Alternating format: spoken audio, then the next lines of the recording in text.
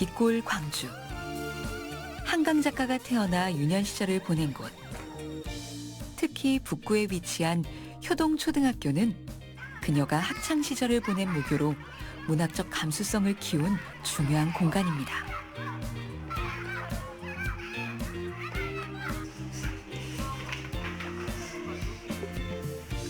(2024년) 한강 작가의 노벨문학상 수상 소식이 전해진 후 학교는 한강 작가의 학교로 많은 관심을 받게 됐고 학교 곳곳에 그녀를 기리는 흔적들이 자리 잡았는데요.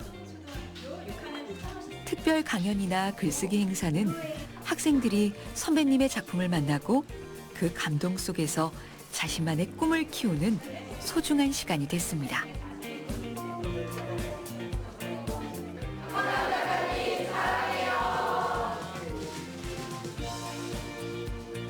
저희 학교에서 노벨 문학상 수상자가 나와서 정말 신기했고 게다가 5.18 관련된 이야기도 쓰셨다고 하셔가지고 저희도 저희 나라와 관련된 이야기를 전하는 사람이 되고 싶었습니다. 뭔가 저도 한번 이런 작가가 될 수 있는 기회가 있지 않을까 하는 생각을 하게 되었고 뭔가 약간 좀 더 글쓰기 연습을 많이 해가지고 저도 우리 학교를 한 번 더 빛내고 싶다는 생각이 들었습니다. 이번 노벨 문학상 소식을 통해서 학생들이 독서의 중요성을 느끼고 글이 얼마나 큰 영향력이 있는지를 알게 되었으면 합니다.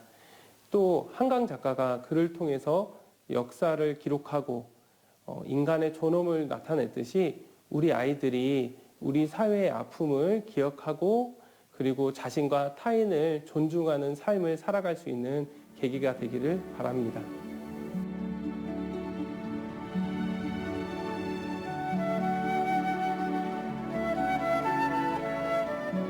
문학과 예술의 고장으로 유명한 장흥. 이곳은 한강 작가의 문학적 뿌리가 깊이 새겨진 곳입니다. 수려한 청관산과 푸른 탐진강, 그리고 고요한 장흥의 풍경은 그녀의 문학 세계를 형성하는 데 큰 영감을 주었죠. 그녀의 아버지 한승원 작가는 여러 문학상을 수상하며 한국 문학사에서 중요한 위치를 차지하는 소설가. 전업 작가인 아버지 덕분에 한강 작가의 어린 시절은 문학이 일상이었고 자연스럽게 글쓰기를 접하며 문학의 세계에 눈을 뜨기 시작했습니다.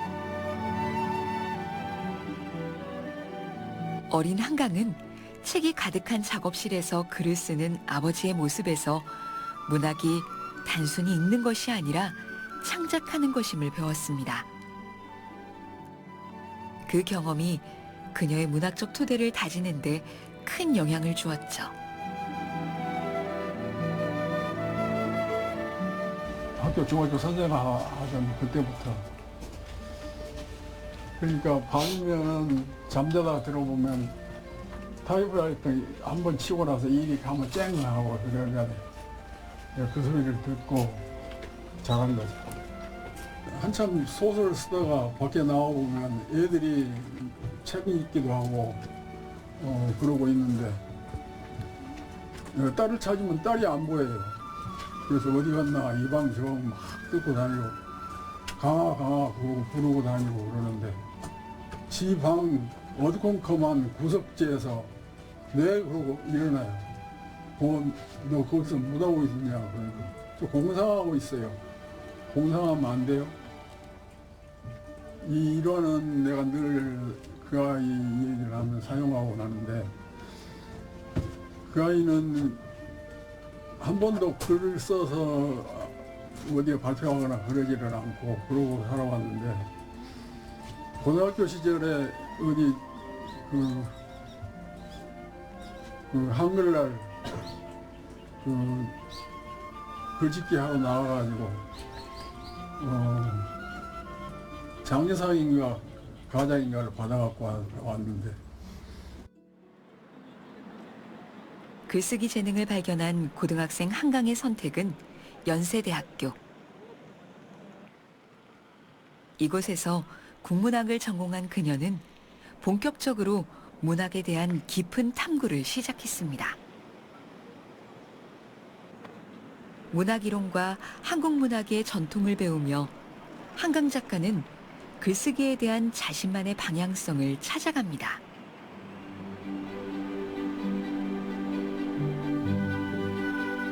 사색과 독서, 그리고 글쓰기에 몰두했던 대학생 시절. 그 시기는 그녀에게 단순한 배움의 시간이 아니라 문학적 영감을 구체적으로 발전시키는 중요한 전환점이었습니다.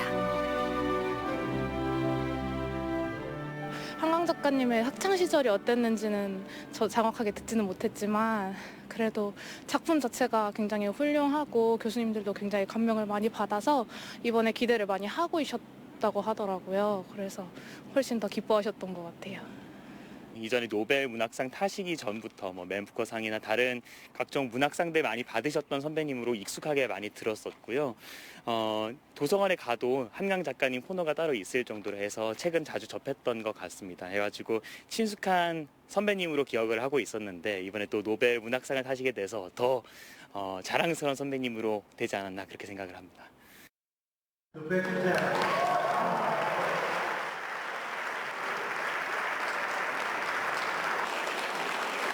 2016년 한강 작가는 한국 작가 최초로 인터내셔널 부커상을 수상했습니다. 부커상은 세계 3대 문학사 중 하나로 영미권 밖의 작가들에게 수여되는 문학상. 한강 작가의 수상 소식은 세계적인 주목을 받았고 한국 문학이 가진 가능성을 새롭게 조명했습니다. Writing novels is a way of questioning for me, and I just try to complete my questions through the process of my writing. 수상작 채식주의자는 탄탄하고 정교하며 충격적인 작품으로 독자들의 마음에 그리고 아마도 그들의 꿈에 오래도록 머물 것이라는 평을 받았는데요. 이 소설은 주인공 영애가 갑자기 고기를 먹지 않겠다고 선언하면서 시작됩니다. 단순히 채식을 하겠다는 게 아니라 꿈에서 비롯된 내면의 변화를 따라가기 시작하면서 그녀의 삶이 완전히 뒤흔들리죠. 가족들은 영애의 결정을 이해하지 못하고 갈등은 점점 심각해지는데요. 그 안에서 억압받는 여성의 자아와 인간 내면의 욕망, 본능이 강렬하게 드러납니다. 채식이라는 주제를 통해 이야기를 풀어가지만 채식주의자는 그 이상의 의미를 담고 있습니다. 제 소설은 제가 여태까지 써온 소설들은 어떤 상업성이나 대중성이 없는 어떻게 보면 그냥 인간에 대한 어떤 질문들을 가지고 씨름하는 그런 소설들이었다고 생각이 되고요. 초기작은 이제 개인적인 문제 혹은 이제 내면의 갈등, 개인적 감정, 내면의 갈등이나 이런 종류의 문제를 다뤘다고 한다면 중기작이 이제 폭력과 억압 뭐 이런 구조적인 문제를 다루기 시작했고 다룬 소설들이 있고 그게 이제 채식주의자입니다. 주로 한강이 우리에게 전달하려고 하는 느낌은 대체로 고통과 관련된 것이라서 읽으면서 되게 고통스러운 느낌을 갖게 되죠. 그런 의미에서 저는 한강의 문장은 형용사형 문체이고 우리로 하여금 가령 그가 가시는 묘사를 하면 읽다 보면 정말 가시에 찔리는 것 같은 느낌을 주는 아주 세밀하고 고안된 문체라고 해야 될까요?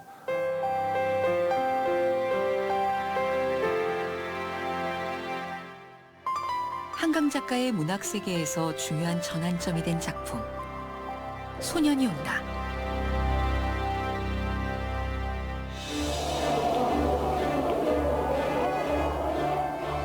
이 작품은 개인의 내면을 탐구하던 초기 작품들과 달리 역사와 집단적 기억 그리고 공동체의 상처를 다루며 작가로서 새로운 길을 보여줬습니다.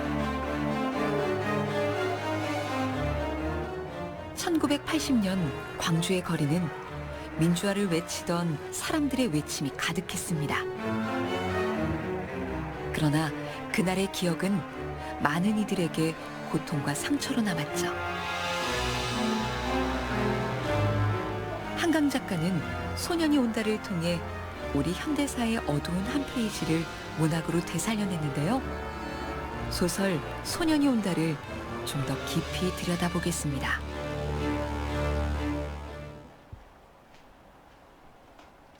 광주의 한 독립서점에서 만난 인문 동아리, 첵스 회원들. 바쁜 직장 생활 속에서도 자신만의 이야기를 쓰고자 하는 열정이 가득한 그들에게 소년이 온다는 특별한 감동이었습니다. 자, 우리 소년이 온다 한강 작가의 책은 특히 광주 시민인 우리들에게는 다른 독자들에 비해서 훨씬 더 다른 의미로 다가올 것 같은데 국민학교 4학년 때였거든요. 1980년이 바로 이 집에 살고 있었어요. 네, 이 집에 살고 있었는데 이제 여기에 살다 보니까 도청이 가깝다 보니까 여기에서 이제 그 4학년 때 한 달 휴교를 했었는데 그때는 계속해서 그거는 알았어요? 왜 학교를 안 가는지? 알았죠. 그건 알았는데 초등학교 때. 네, 도청에서 계속 시위를 하고 거기서 이제 난리가 났으니까 막 함성 소리, 총 소리, 막 그 최루탄 냄새, 이 집에서 벽이 2개가 겹쳐진 부분에 가고 그다음에 거기서도 솜잎을 덮고 총소리가 심하게 났을 때는 그랬거든요. 그 장면이 작별하지 않는다 책에서도 나오더라고요. 근데 그렇게 좀 숨어 있었어요. 근데 그때는 너무 어려가지고 무서운 생각도 많이 들었는데 또 그냥 재미있는 느낌도 있었어요, 사실. 그럼 공포하고 재미 모르기 때문에 그렇죠. 우리 첵스가 9월에 이거 필독서를 시작해서 읽었는데 10월 10일에 그 발표가 났잖아요. 그래서 굉장히 비현실적인 느낌이었어요. 한 장 한 장 넘겨갈 때 저도 정말 힘들었어요. 그래갖고 처음에는 이 내용을 책의 주인공 시점도 못 찾고 많이 헤매다가 또 다시 계기가 돼서 읽게 됐는데 엄마의 마음이 이제 자식을 키우는 입장이다 보니까 여기 뒤에 엄마가 막 구구절절하게 어머니의 마음 그 뒷모습을 보고도 붙잡지 못했던 거 또 다시 막 못 데려왔던 거 그로 인해 가족들이 또 한 사람 한 사람 다 자기의 죄책감으로 남아서 이렇게 있는 게 남아있는 사람도 너무 힘들고 살아있는 자들의 고통이 너무나 크다는 거를 우리가 알고 있는 이야기니까 그만큼 고통이 우리에게 더 크게 다가왔던 것 같아요. 그러니까 작가님이 이거 되게 그 기록도 기록이지만 생존자들을 찾아다니면서 인터뷰를 많이 했을 거 아니에요. 근데 그분들 하나하나의 목소리가 담겼던 것 같이 느껴져서 너무 좀 슬펐어요. 역사적 비극에 대해서 작가로서 모르지 하면 안 된다는 그런 죄책감이 있으셨을 것 같고 맞아요. 네, 그런 부채의식 때문에 쓰시지 않았을까. 꽃잎이라는 영화도 있고 택시 운전사 뭐 화려한 휴가도 있고 화려한 휴가 1987 맞아 1987도 있고 뭐 여러 가지 뭐 콘텐츠가 있는데 뭐 영화를 보면서는 막 계속 보고 뭐 울었던 기억이 굉장히 많이 났는데 이 책을 한 페이지 딱 들추고 읽는 순간 이 눈물이 나오는데 이 눈물마저도 막 마음껏 못 읽겠더라고요. 살아남으리라고 생각 못했잖아요. 네, 다 유서를 이미 썼었잖아요. 이미 그 사람들은 죽으리라고 생각하고 거기에 남았던 거예요. 맞아요. 모르겠습니다. 그냥 그래야 할 것 같았어요. 맞아요. 그들이 희생자라고 생각했던 것은 내 오해였다. 그들은 희생자가 되기를 원하지 않았기 때문에 거기 남았다. 맞아요. 이 부분은 또 살아남은 자의 고통을 이야기해 주잖아요. 거기에서 고문 직결 처분 받아서 사형당하지 않고 삶이 너무 힘들었을 것 같아요. 그거를 작가가 그대로 표현을 해준 게 정말 대단하다. 우리는 실제 경험한 것보다는 어떤 매체를 통해서 듣거나 다큐멘터리를 보거나 기록을 보고 이 5.18을 알게 된 세대잖아요. 그런데 다큐멘터리에서 나왔던 장면들 하나하나 그런 묘사하는 부분들이 거의 소설하고 일치하는 부분이 굉장히 많더라고요. 네. 거기에 대해서 바르게 알려주신 느낌도 들고 그 너무 감사하죠. 너무 감사하죠. 그런 부분에 소년이 온다를 읽고 나서 이제 5.18 관련된 기록물이라든지 인터뷰 생존자들 인터뷰를 좀 많이 찾아봤거든요. 근데 그 문지아 열사 어머님의 인터뷰가 노벨 문학상의 수상의 의의를 말해주는 것 같더라고요. 우리나라에 알리기 위해서 100번 넘게 투쟁을 했음에도 불구하고 우리나라에도 다 알리지 못했는데 한강 작가가 노벨상을 수상함으로 해서 세계에 알려줬다고, 우리가 못한 일을 한강 작가가 해줘서 너무너무 감사하다고 울면서 하는 그 인터뷰가 너무나 마음에 와닿았거든요. 그래서 책 속의 한 문장 한 문장이 그들에게 묵직한 질문을 던지며 다가왔습니다. 동호야, 그녀는 아랫입술 안쪽을 악문다. 색색의 만장들이 일제히 무대 천장에서 내려오는 것을 본다. 무대 아래 네발 짐승처럼 모여있던 배우들이 벼랑간 꼿꼿이 허리를 편다. 노파가 걸음을 멈춘다. 업힌 아이처럼 바싹 붙어 걷던 소년이 객석을 향해 몸을 돌린다. 그 얼굴을 바로 보지 않기 위해 그녀는 눈을 감는다. 내가 죽은 뒤 장례식을 치르지 못해 내 삶이 장례식이 되었다. 장례식이라고 하는 것 자체는 죽은 자와 산 자의 이별이잖아요. 이별을 완벽하게 공식적으로 하는 거지만 그 공식적인 이별, 즉 애도할 수 있는 순간조차 없었던 거죠. 그리고 그 이후의 삶이 그냥 보내고 장례식을 치르지 못한 이후의 삶이 장례식처럼 너무 고통스럽고 슬프고 비탄의 연속에 잠겨져 있다라고 하는 그런 부분들이 공감이 가서, 그러니까 그 고통 속에서도 사실은 이타심이잖아요. 우리 인간으로서의 약간 인간으로서의 존엄성을 갖고 살아가야 하는 시점에 그렇지 못했기 때문에 사실은 시민군들이 끝까지 투쟁을 한 거잖아요. 근데 이런 생각을 저는 읽으면서 많이 어떤 생각을 했냐면, 이 책을 읽으면서 아까 제가 바로 이 현장에 들어가 있는 것과 같은 공간과 시간을 이동해서 내가 마치 역사의 그 한 장면 속에 있는 이런 착각을 많이 했었고, 내가 마치 여기에 있는 것 같아 읽으면서. 그 어린 중학생마저도 거기에서 그 도청 그곳을 떠나지 않고 마지막까지 견딜 수 있도록 한 그 원동력이 무엇일까? 과연 동호는 거기에서 그거 마음을 알았을까? 가지 않고 같이 있었던 그 마음을 알았을까? 특히 내가 만약에 그 현장에 있었더라면 이분들과 똑같이 할 수 있었을까? 그러니까. 과연 내가 이렇게 할 수 있었을까? 과연 마이크를 들고 방송을 할 수가 있었고, 내가 총을 메고 과연 지킬 수 있었을까? 이런 생각이 들더라고요. 저도 조금 일기를 쓰듯 글을 써보면 그날의 감정이나 저의 속 내용을 쓸 수 있는 날이 있고 그렇지 않은 날이 있는데, 한강 작가님은 너무 힘드셨겠다 그 생각을 많이 했던 것 같아요. 이제 당신이 나를 이끌고 가기를 바랍니다. 당신이 나를 밝은 쪽으로, 빛이 비치는 쪽으로, 꽃이 핀 쪽으로 끌고 가기를 바랍니다. 앞에서 수많은 눈물을 흘리고 책장 한 장 한 장을 넘겼지만 이분은 무언가 희망을 이야기해주고 싶었던 것 같아요. 한강 작가의 소설 소년이 온다는 단순한 책이 아니라 과거와 현재를 이어주는 다리이자 서로의 마음을 나누는 대화의 시작점으로 자리 잡았습니다. 광주 5.18을 느끼게 만들기 위해 형식들을 고안합니다. 가령 7개의 챕터로 나누어서 7명이 너라고 상정이 되어 있는 그 동일한 인물에 대해서 이야기하게 하거든요. 그러니까 일종의 돌림노래 형식을 취하게 되고, 한강 본인도 작품의 에필로그에 등장하게 되고, 뭐 이런 형식을 취하고 있는데, 그런 형식은 돌림노래라고 하는 게 워낙에 끝이 없는 노래이기 때문에 독자들에게 자꾸 그 노래 한 소절을 따라 부르게 만드는 듯한 느낌, 독자가 그 안에서 나도 화자 중에 하나가 되는 듯한 느낌, 이런 느낌을 주게 되고요. 이 역사적 트라우마나 고통의 단독성에 접근하는 언어라는 게 기성의 언어로 되는 것이 아니거든요. 그 기성의 언어로 되지 않는 그 사자의 목소리 혹은 역사적 트라우마, 형언될 수 없는 것을 형언하고, 또한 뭐라고 해야 될까요? 가다울 수 없는, 그러니까 산자로서 우리가 남은 자로도 산자로서는 가다울 수 없는 것에 가닿으려는 고투를 좀 사실 어떤 점에서 불가능한 시도인데 이걸 정말 모든 사람들이 공감하고 슬퍼할 수밖에 없게 형상화한 게 한강의 소년이 온다거든요.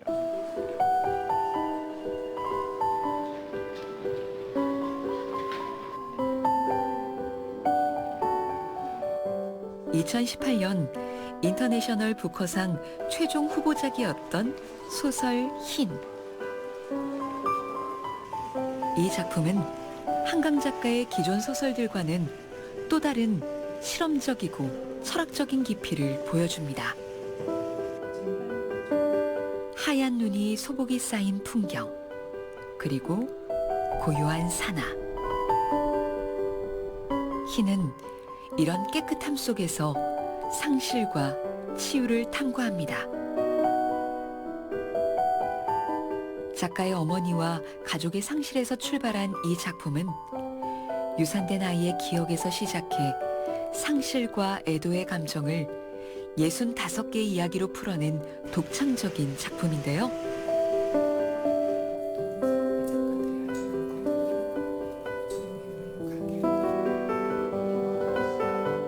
절제된 언어와 시적인 문장은 읽는 이에게 사색의 시간을 선사합니다.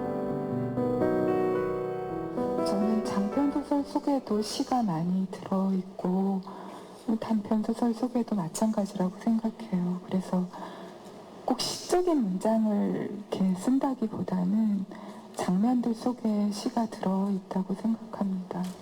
그래서 그렇게 무엇인가를 이렇게 눈을 들여다보고 만지고 그게 녹기를 기다리고 그런 감각을 극대화하고 순간에 내 현미경을 댄 것처럼 순간을 극대화해서 마치 순간이 영원처럼 느껴지는 그런 것들이 결국은 소설 속에 들어있는 시라고 생각이 됩니다. 한강 작품을 요즘 많이 이제 읽고 계시는 분들도 있을 텐데 아마 느끼실 거예요. 얼마나 읽기 힘든지. 그러니까 읽기 힘들다라는 말은 난해하다라는 의미가 아니라 그 문장 하나하나를 거의 형용사형으로 씁니다. 그러니까 주어 동사 이렇게 이루어져 있는 문장들이라면 뭐 쉽게 줄거리가 전개가 되고 이어서 읽을 수 있을 텐데 중간에 묘사문들, 심리묘사, 특히 심리묘사가 아주 많은 편이거든요. 근데 그 묘사문들이 너무나도 정밀하고 감각적이기 때문에 느끼게 돼요.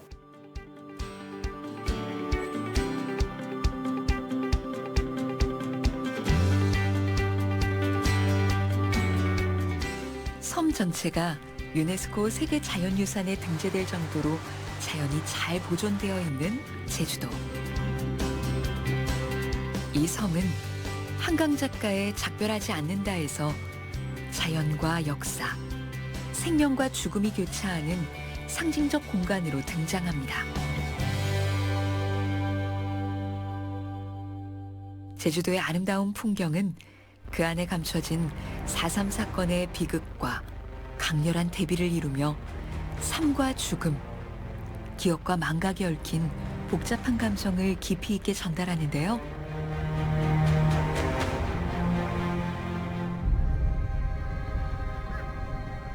작별하지 않는다는 소년이 온다와 더불어 현대사 속 집단적 상처와 개인적 고통을 연결하며 한강 작가의 문학적 방향성을 더욱 선명하게 드러내는 작품입니다.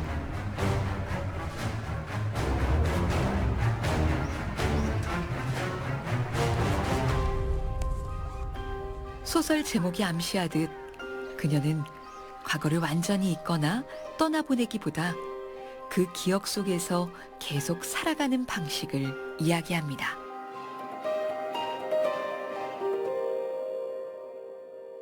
제주는 잘 아시겠지만 바람이 많이 불잖아요.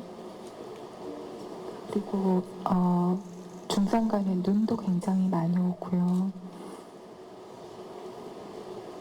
그래서 눈 쌓인 숲을 걷기도 하고 제주는 이제 거대한 단 한 마을도 학살을 비껴가지 않은 거대한 학살터라고 할 수 있는데 그렇게 2년 정도 시간을 보내고 나니까 그 제가 꾸었던 꿈이 뭔가 제주의 역사하고도 연결이 되고 더 나아가서 전 세계에서 인류가 아주 오랜 시간에 걸쳐서 저질러온 그런 학살의 경험과 이어져 있다는 생각이 들었어요. 왜 우리는 기억해야 하는가? 인문 동아리 책수위원들은 작별하지 않는다를 읽으며 질문에 대한 각자의 답을 찾아가고 있습니다. 해방 직후에 제주도가 되게 살기가 힘들었거든요. 그 상황에서 제주도민들이 남노당 무장대가 이제 그때 무력 충돌, 토벌대 간의 무력 충돌이 일어나서 그때부터 마지막 해결되는 게 50년이 넘어서예요.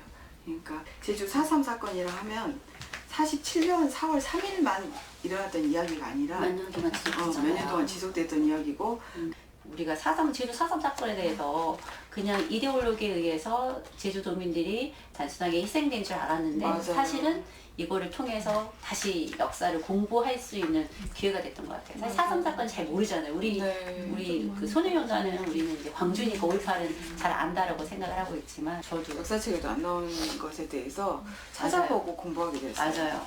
5.18하고 또 연결되는 부분들이 있잖아요. 여기 첫 페이지에 보면 그 꿈을 꾼 것은 2014년 여름 내가 그 도시의 학살에 대한 책을 낸 지 2달 가까이 지났을 때였다. 여기가 우리 광주의 이야기잖아요.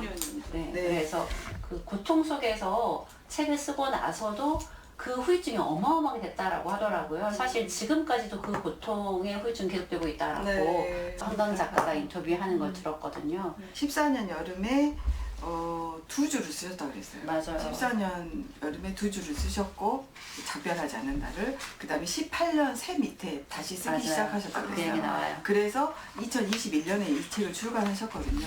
그러니까 소년이 온다 끝부분과 작별하지 않는다는 맥이 다 있는 거예요. 이 고통의 맥이. 그래서 2014년 소년이 온다 출간하고 나서 2021년까지 그 고통을 계속 이어진.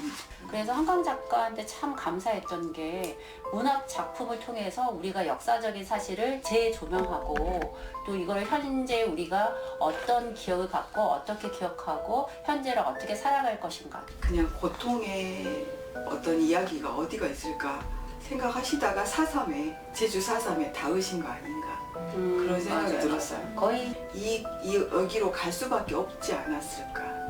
이야기의 맥이 거기로 갈 수밖에 없지 않았을까. 맞아요. 작별하지 않는다 해서는. 그러니까 한강 작가님의 책에서 굉장히 눈이 모티브 많이 나오잖아요. 마지막에 에필로그에서 소년이 온다에서도 그 눈, 거기 눈이 쌓였을 때 갔잖아요. 동호묘를 찾아서 갔잖아요. 그 역사 속에서 선하고 약하고 힘없는 사람들이 죽임을 당한 이야기잖아요. 5.18이든 4.3이든. 역사 속에서 희생된 사람들에 대한 충분한 애도 그리고 그 사람들의 목까지 우리가 더 삶을 충실하게 살아내야 된다라고 하는 책임감 같은 거를 좀 가지면 좋을 것 같아요. 고통을 그걸 표현한 것 같아요. 인생의 손가락 견디게 하는 견디잖아요. 그거를. 그게 해석이 다 다를 수는 있겠다. 해석이 다를 수는 있겠지만 저는 그 생각이 들더라고요. 그래서 우리가 소년이 온다를 읽은 관점하고 인선이가 4.3 사건을 바라보는 관점하고 비슷할 것 같다라는 생각이 들었어요. 그래서 그 인선이도 한강 작가처럼 아무것도 하지 않고 있을 수가 없었던 거죠. 맞아요. 그래서 거기에 대해서 다큐멘터리를 만들기로 결심한 거잖아요. 이 부분은 그 해변가에 사시던 아주머니의 남편이 그 경찰 일을 하시는 분이신 것 같아요. 근데 자기 서방님이 항상 나가서 항쟁을 하신 분들을 욕을 하면서 하셨고, 그다음에 자기가 한 일을 숨기시면서 다니셨고, 아기를 낳았는데 자기가 험한 일을 하고 다니기 때문에 아기를 한 번도 안 안았다는 거예요. 부정을 탄다고 자기 아기를. 그 마음이 어땠을까. 그러니까 그냥 일부 권력을 가진 사람들, 그 다음에 집단 관계를 가진 사람들, 그 다음에 몇 명들 때문에 이렇게 사람들이 갈라져서 서로 서로 싸우고 죽이고 하는 모습들을 보면서 너무 마음이 아프더라고요. 그 고통을 관통할 수밖에 없다는 그 작가님의 작품을 읽음으로써 우리가 느껴지는 것에 대해서 어떻게 생각하지 않을 수 있을까? 그래서 어떻게 읽지 않을 수 있을까? 읽으면서 느꼈습니다. 그것을 읽지 않으면 우리는 어떻게 이것에 대해서 다시 생각하고 다시 한번 내 삶을 돌아보는 계기가 될 수 있지 않을까 하는 의미에서 꼭 읽어야 된다고는 생각이 들었어요. 폭력에 대한 우리들의 그 무감각함, 그리고 역사를 바로 알지 못한 왜곡된 역사를 알고 있는 그런 무지함, 그리고 또 그런 편협함, 그리고 그 비겁함은 우리가 그것들과는 작별해야 할 것 같고요. 그리고 비극적인 기억이지만 우리의 그 역사를 우리가 기억해야 하고, 그리고 현재의 삶을 살아가는 우리가 또 그 작품 속에서 나와 있는 경아와 인선이와 같은 용기와 마음을 가지고 우리가 살아가야 되는 것은 우리가 작별하지 않아야 될 것이라고 생각하고 있습니다. 소설 작별하지 않는다는 잊혀진 이름들과 묻힌 이야기들을 복원하며 기억이 단지 과거에 머무는 것이 아니라 현재와 미래를 살아가는 힘이 될 수 있다고 말합니다. 설령 소설 속에 폭력적인 장면이 많이 그려진다고 해도 그것이 폭력을 위한 어떤 묘사는 결코 아니고요. 폭력의 반대편에 서기 위해서 그렇게 하는 것이라고 생각합니다. 그래서 인간의 역사를 들여다보면 너무나 많은 폭력이 그 안에 있는데 그걸 들여다본다는 사실 자체가 어떻게 보면 약간은 종교적인 일인 것 같기도 해요. 뭔가 인간의 본성을 계속 들여다보고 질문하고 어떻게 인간적이라는 그 말에 엄청난 어떤 스펙트럼을 들여다보고 그걸 어떤 것을 거부하고자 하고 어떤 것을 껴안고자 하는 그런 근본적인 행위 속에 결국은 인간의 폭력의 반대편에 서겠다는 그런 어떤 궁극적인 행위가 남게 되는 것 같습니다. The Nobel Prize in Literature for 2024 is awarded to South Korean author Han Kang for her intense poetic prose that confronts historical traumas and exposes the fragility of human life. 2024년 10월 10일 한강 작가는 한국 작가 최초로 노벨 문학상을 수상하며 세계 문학계의 새로운 역사를 썼습니다. She has a unique awareness of the connections between body and soul, the living and the dead, and in her poetic and experimental style has become an innovator in contemporary prose. 세계 주요 언론들은 한강 작가의 노벨 문학상 수상 소식을 빠르게 전하며 한국 문학과 문화가 세계적으로 더 주목받는 계기가 되었다고 평가했습니다.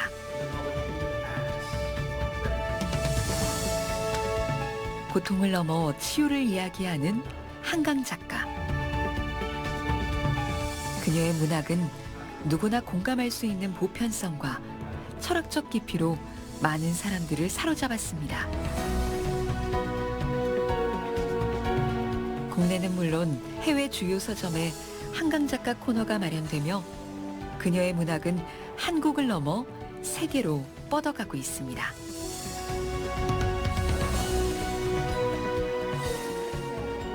그 노벨 문학상이 사실은 이제 어떤 분들은 어떻게 얘기하냐면 문학의 국제 환전소다. 그러니까 그 노벨 문학상에서 인준을 받아야 국제적으로 이를테면 화폐가 환전됐을 때 국제적인 유통이 가능한 것처럼 노벨 문학상을 받은 나라의 문학, 그다음에 언어는 이제 국제적으로 화폐처럼 통용 가능한 공용자산이 된다라는 의미가 있습니다. 그런 측면에서는 한국은 다른 나라들과 달리 사용하는 그 한국어를 사용하는 인구가 아주 작고 우리 한 영토에 제한되어 있음에도 불구하고 노벨 문학상을 수상했다는 것은 앞으로도 이제 한국어와 한국 문학이 국제적으로도 통용 가능한 문학 자산이 되었다라는 의미거든요. 그래서 한강 개인의 영광이기도 하지만 이후로는 이제 한국 문학이 국제 무대에서도 얼마든지 통용 가능한 문학이 되었다는 점이 오히려 더 큰 경사가 아닌가 싶습니다.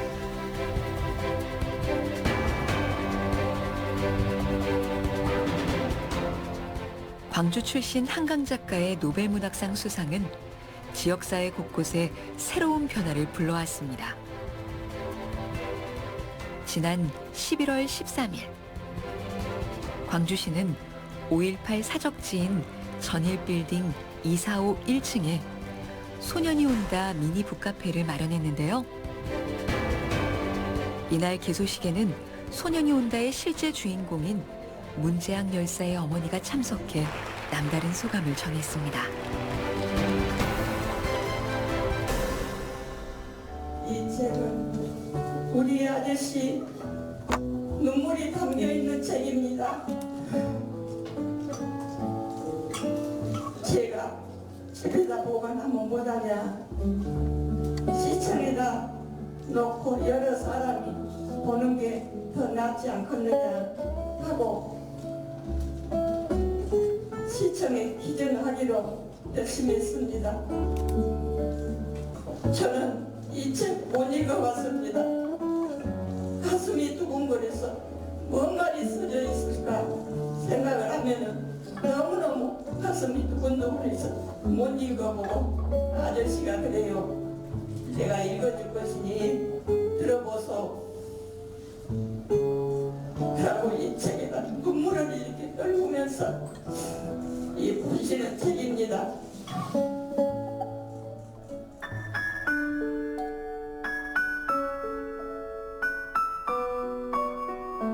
한강 작가와 역대 노벨문학상 수상자들의 작품들을 자유롭게 읽을 수 있는 미니 북카페 소년이 온다. 개소 이후 6천여 명이 방문하며 과거의 기억과 현재, 새로운 세대와 지역 문화를 이어가는 중요한 공간으로 자리 잡고 있습니다. 원래는 한강 작가님을 접할 기회가 많이 없었는데 이런 공간이 생겨서 또 특별하게 한강 작가님의 책을 접할 수도 있었고, 그다음에 더 몰랐던 역사적인 내용들도 알게 되는 것 같아가지고 더 이런 공간이 있다는 거에 좀 뜻깊다고 생각했습니다. 저희는 이제 이 한강 작가 노벨문학상 수상을 기념하고 또 그 뜻을 기리기 위해서 인문도시 광주의 지평을 넓히고 그리고 독서 문화 활성화를 위해서 다양한 사업들을 광주광역시에서 추진할 예정입니다.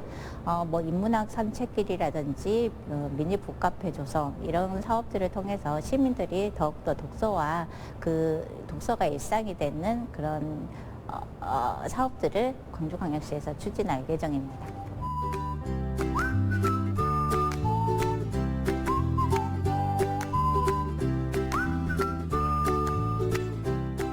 지난 2018년 인문도시정책과를 신설한 이후 주민 참여형 독서 문화를 조성해온 광주 동구.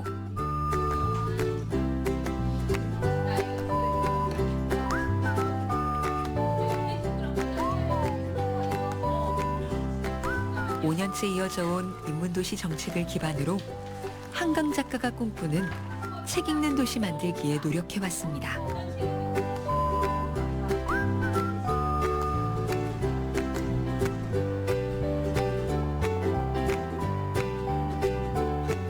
이번에는 노벨문학상 시상식이 열리는 12월 10일에 맞춰 소년이 온다 시민 낭독회를 준비 중인데요. 40명의 낭독자는 온라인 접수를 통해 선착순 모집됐고, 책의 상징성을 살린 행사 기획부터 참여자들의 낭독 순서 조율, 작품을 깊이 있게 전달하기 위한 프로그램 기획까지 모든 것이 한강 작가의 메시지를 시민들에게 온전히 전하기 위한 노력으로 채워지고 있습니다. 한강 작가의 노벨상 수상을 계기로 또 시민들이 책을 가까이 하고 또 책과 함께 성장해가는 그런 시간이 되었으면 좋겠다는 생각을 하고 있고요. 이번 낭독회를 통해서 한 구절 한 구절 낭독하는 그런 문장을 잊지 않고 기억하는 기억하는 그런 뜻깊은 의미 있는 시간이 되길 바라고 또 시민들이 그런 마음을 갖고 앞으로 계속 책을 읽으셨으면 좋겠어요. 저는 솔직히 제 이야기가 완벽한 이야기라고 제가 딱 사랑하는 이야기라고 확신할 수 없을 것 같아요. 저에게서 나온 이야기지만 시간을 더 많이 보내왔었던 것 같은데 그런 시간이 오히려 지금의 저를 되돌아보기에 정말 좋은 시간이었다고 생각을 합니다. 그 차별을 바꾸기 위해서 한강 작가의 노벨 문학상 수상은 청소년들에게 문학의 가능성을 새롭게 일깨워 주었습니다. 결국에는 시선을 천천히 세상에 보고 나가는 계획이었습니다. 올 초부터 전라남도 교육청이 주관한 나도 작가 프로젝트에 참여해온 목포 정명여중 학생들. 학교 생활도 바쁜데 시간을 내서 계속 글을 써나간다는 건 쉽지 않은 일이었습니다. 자신이 쓴 글이 부족하게 느껴질 때도 있고 다른 사람들의 평가를 걱정하며 자신감이 떨어질 때도 있었는데요. 한강 작가의 노벨문학상 수상 소식은 이들에게 큰 용기와 자신감을 불어넣었습니다. 그 10월 10일 날 이 수상하는 그런 기사가 뜨고 나서 아이들이 여성 작가에 대해서 그 한강이란 작가에 대해서도 다시 한번 알게 되고 실제로도 읽었던 친구들도 있는데 그런 걸 통해서 이런 여성 작가가 이런 큰 상을 타는구나 라는 것도 아이들이 동기부여가 돼가지고 사실 11월 출판회에 나갈 수 있을까라는 생각을 많이 했었거든요. 근데 아이들이 그런 그 한강 작가님의 수상 그런 소식을 통해서 아이들이 좀 동기부여가 많이 된 것 같아요. 그래서 한 달 동안 엄청 많이 분량을 써내가지고 좀 출판하는 데 많은 큰 도움이 됐던 것 같습니다. 한강 작가의 성공은 학생들에게 작가라는 꿈이 현실이 될 수 있다는 용기를 불어넣었습니다. 책 쓰기 어려움을 경험한 학생들에게 한강 작가의 작품은 글쓰기를 배우고 세상을 이해하며 꿈을 키워가는 교과서인데요. 주인공 시점이 계속 바뀌다 보면은 이 주인공마다 본인 내에서도 또 이제 다른 생각도 꽤 많다 보니까 이 당시에 느꼈던 감정 모든 것들이 그대로 된 것에 대해서 저는 아주 보통 다른 책에서는 사람이 죽다면 사람이 죽었네. 근데 한강 작가에서 책을 읽다 보면 사람이 죽었구나. 웅장함이 느껴지는 약간 맞아요. 그쵸? 이 글이 원래는 막 울려고 했는데 여기는 그냥 모든 구절이 하나가 다 이어져야지만 모든 부분이 하이라이트예요. 5번, 10번은 이거야. 그때 들었던 생각이 점점 바뀌어지는 걸 볼 수 있으니까 이렇게 한 번 놓치면 이제 그 다음 페이지 이해 못할 수도 있으니까 저런 게 이제 시험 문제에 나오면 절대로 45번만에 못할 것 같고 진짜 꼼꼼하게 읽어야 되기 때문에 이거 수능에 나오면 큰일 나. 그녀의 글은 문학이 상처를 치유하고 새로운 길을 열 수 있다는 믿음을 심어주었고 이 믿음 속에서 학생들은 작가라는 꿈을 키워가고 있습니다.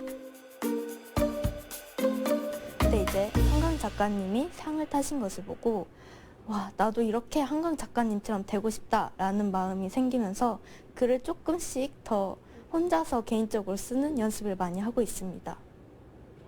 보통 저희가 제가 좋아하는 작가님들도 대부분 남자분들이시기도 하고 보통 상을 받는다면은 뭐 김대중 대통령님이라든지 남자분들을 알고 있었는데 이번에 한국 여성 작가님으로서 받았다는 걸 보고 저도 같은 여자고 이제 저도 작가의 꿈도 있어가지고 저도 나중에 언젠간 된다면 작가님처럼 된다는 것에 조금 뭔가 기대감이랄까? 저도 미래에 그런 분이 저희 여자들도 같이 길을 열어줬다고 생각해서 저희도 기회가 된다면 같이 받아보고 싶습니다.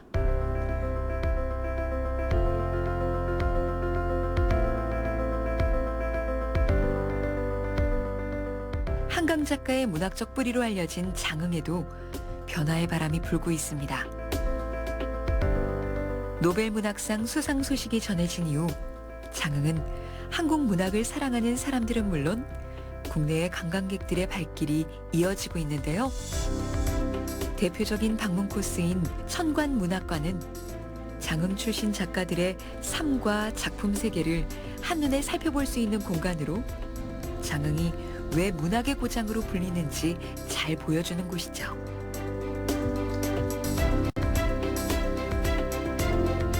노벨문학상 발표 이후 한 달 동안 천관문학관을 찾은 방문객 수가 2,400여 명에 달해 장흥 문학기행의 뜨거운 열기를 확인할 수 있습니다.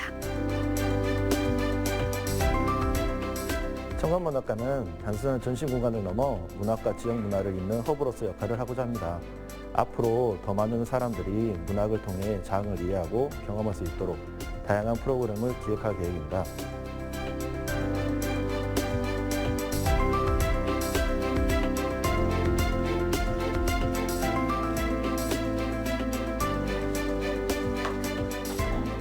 장흥을 찾는 문학기행의 열기는 다른 문학 명소들로 자연스럽게 확산되고 있습니다.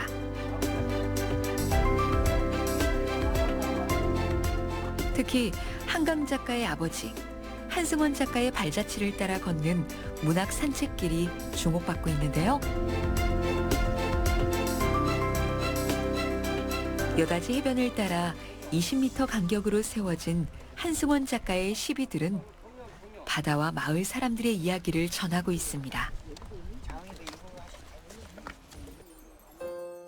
한 걸음 한 걸음 옮길 때마다 펼쳐지는 풍경과 시가 방문객들의 마음 깊이 울림을 주며 이 산책로를 특별한 추억의 공간으로 만들어줍니다.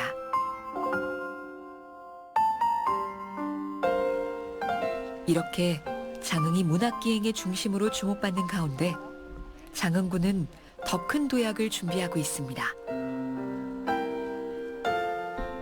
올해 10월 새로운 군정 비전인 노벨문학도시 장흥을 발표하면서 K문학 중심 도시로 나아가기 위한 계획을 공개한 건데요. 기존 한승원 문학 산책로를 정비해 부녀문학 산책로를 만들고 안양 수문에서 회진까지 이어지는 해안도로에 노벨문학 산책로를 새롭게 개발할 계획입니다. 또한 이청준, 송기숙, 이승우 등 장흥 출신 문인들의 생가를 복원하고 청관산 일대에는 노벨문학공원을 조성합니다.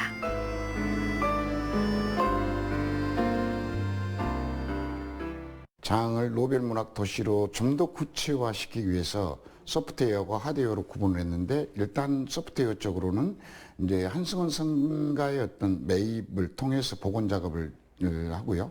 그 다음에 지금 한승원 선생님의 문학 산책로를 이제 한강 작가의 어떤 시비들을 중간중간에 이어서 부녀 문학 산책로로 개편할 그런 계획을 가지고 있습니다. 그리고 이제 수문에서 회진까지 해안가를 통해서 노벨 해안 문학 산책로로 지금 조성할 그런 계획을 가지고 있고, 청관산 허그벨트 사업에 우리나라뿐만 아니라 세계적인 노벨 문학상을 받은 사람들에 대한 노벨 문학 공원을 조성할 그런 계획을 가지고 있고, 장기적인 어떤 프로젝트로는 저희들이 이제 세계 최초 국립 부녀문학관과 그리고 공연장을 조성할 그런 계획을 가지고 있습니다. 그런 걸 통해서 우리 장흥을 K 노벨 문학 도시로 국내뿐만 아니라 세계적으로 우리 장흥의 이미지를 브랜드하고 홍보해 나가겠습니다.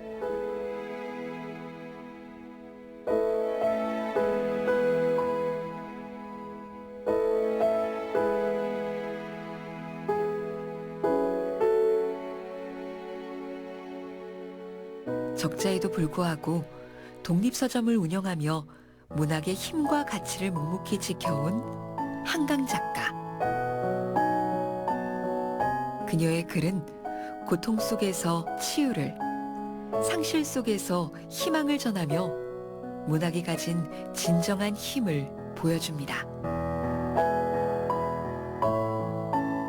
노벨문학상 수상을 계기로 세계 곳곳에서 문학의 새로운 가능성을 열고 있는 그녀의 작품은 언어와 문화를 뛰어넘어 독자들의 마음을 움직이고 있습니다.